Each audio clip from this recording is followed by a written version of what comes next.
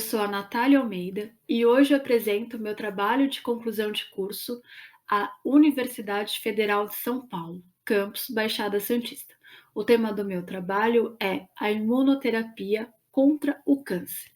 O câncer, de acordo com o Instituto Nacional do Câncer, consiste em mais de 100 diferentes tipos de doenças malignas que têm em comum o crescimento desordenado de células, que podem invadir tecidos adjacentes ou órgãos à distância.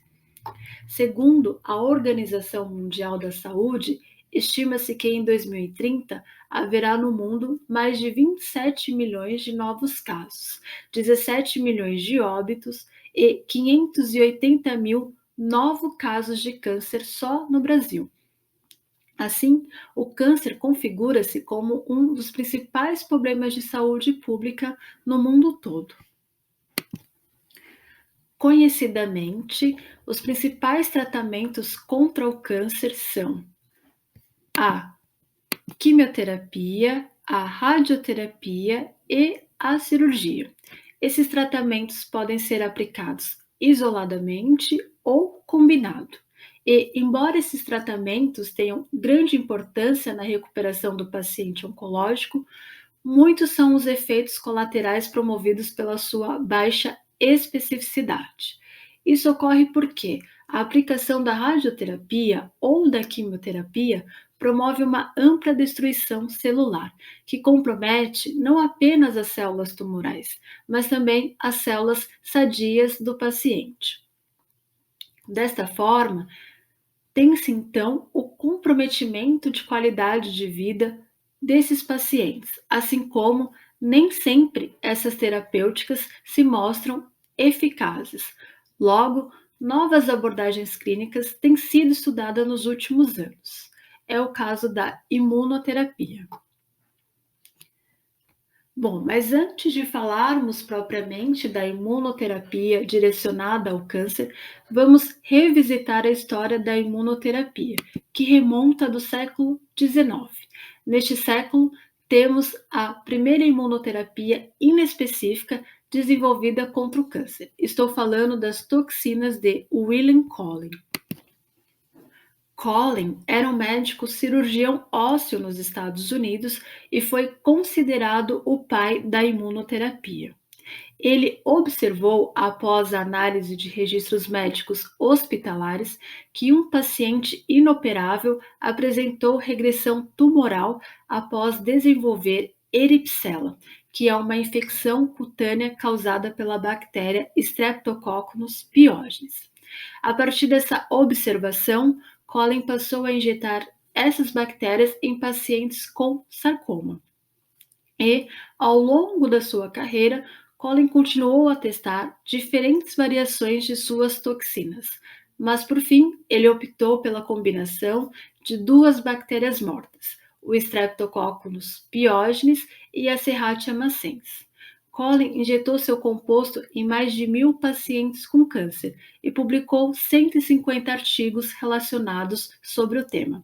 Ele considerava o seu experimento um sucesso e, de fato, alguns pacientes respondiam a esse tratamento, isso segundo seus próprios relatórios. No entanto, na época, as suas descobertas foram consideradas controversas e levantou questões de eficácia e reprodutibilidade do tratamento. Então, em 1963, o FDA considerou seu composto uma droga experimental e que então só poderia ser utilizada em ensaios clínicos. Soma-se a isso a descoberta da radioterapia e a quimioterapia nessa mesma época, o que contribuiu para ofuscar a sua descoberta.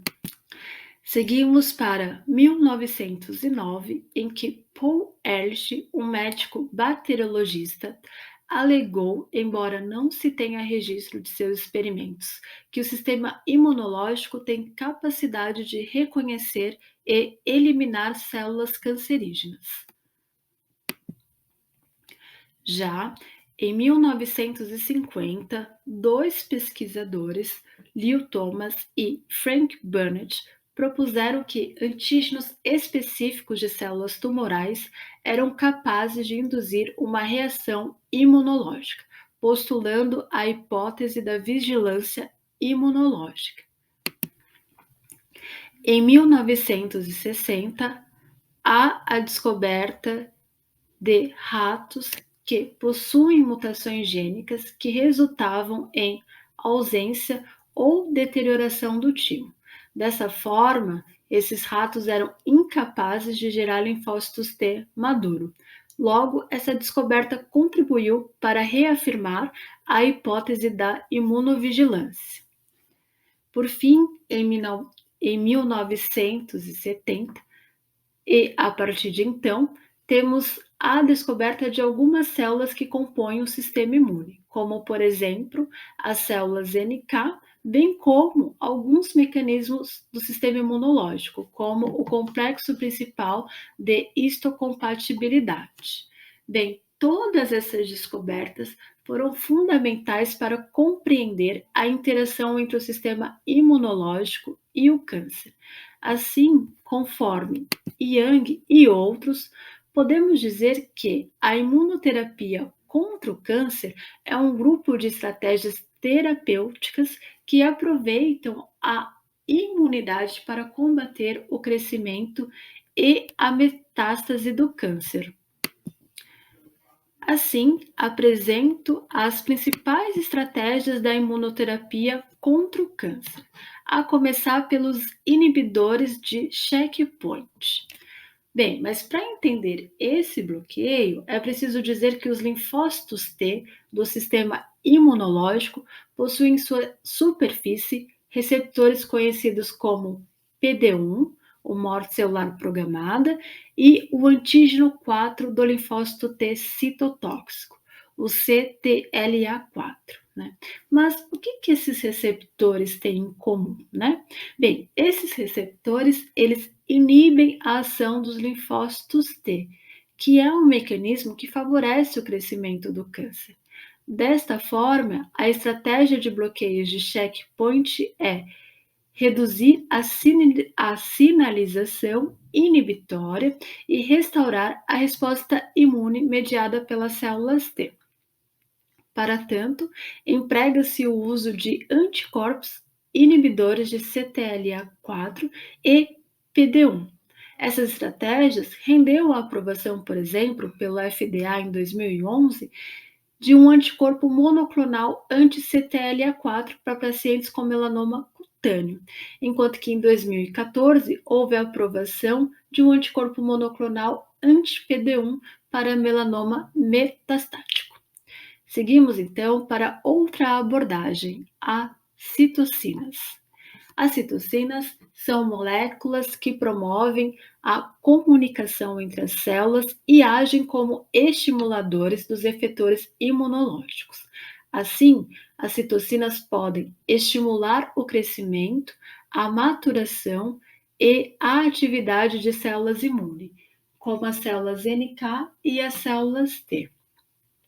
A partir da compreensão de seu potencial imunomodulador e, portanto, utilizando destas características, temos como exemplo de terapia aprovada pela FDA a interleucina 2, que é responsável pela promoção da expansão das células T.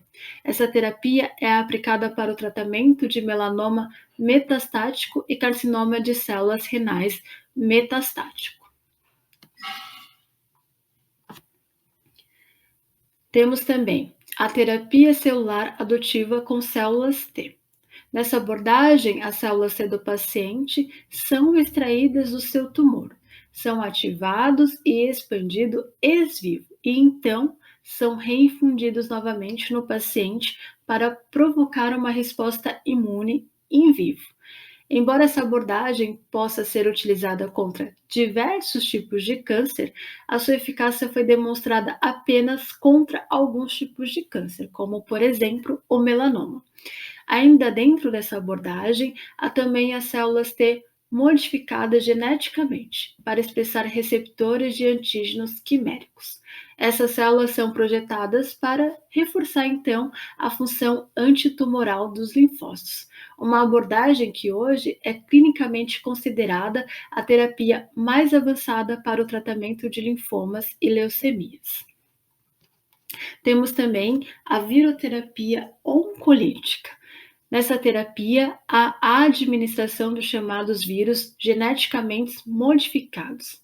Nessa abordagem, o vírus pode agir de forma direta, infectando as células tumorais e causando a sua lise, ou de forma indireta, que seria estimulando o sistema imune do paciente. Em 2005, foi aprovada pelo SFDA chinês a viroterapia combinada com a quimioterapia como tratamento padrão para o carcinoma nasofaríngeo. Por fim, temos a vacina contra o câncer.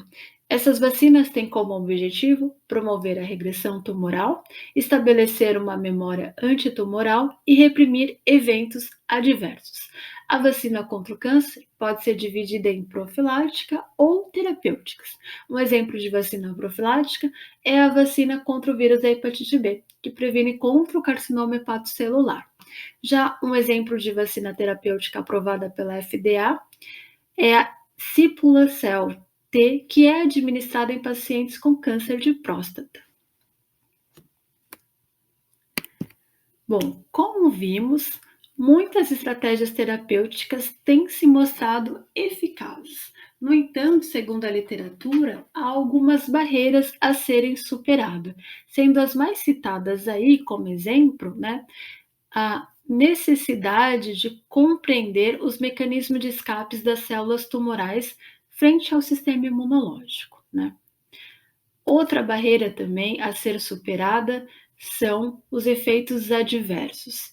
E, por último, o alcance ainda limitado da terapêutica a um pequeno grupo de pacientes.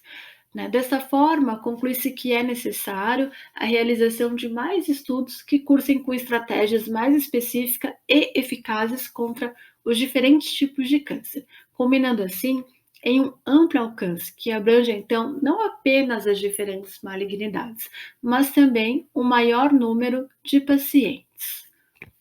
Por fim, termino dizendo que todo esse conteúdo aqui exposto está embasado nas seguintes referências. Obrigada pela sua atenção.